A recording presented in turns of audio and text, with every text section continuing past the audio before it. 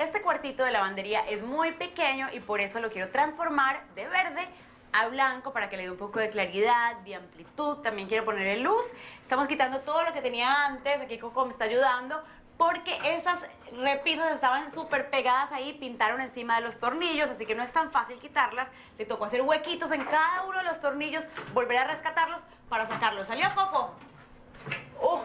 Gracias, qué bien. Y ahora voy a pintar de blanco para darle claridad. Voy por la pintura. El blanco nunca pasará de moda y es perfecto para darle amplitud a los espacios. Así que estoy pintando este cuartito de lavandería de blanco.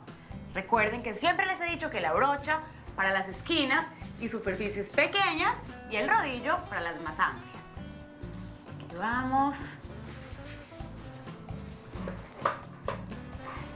Y ahora con el rodillo pintamos las superficies más grandes.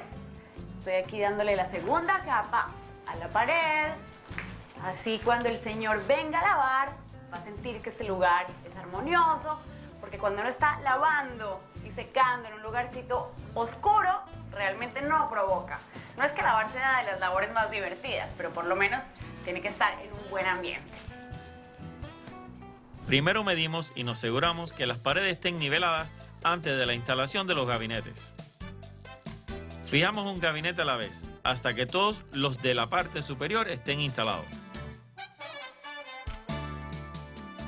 Entonces aseguramos las puertas. Después colocamos las bases de los gabinetes y las atornillamos a la pared.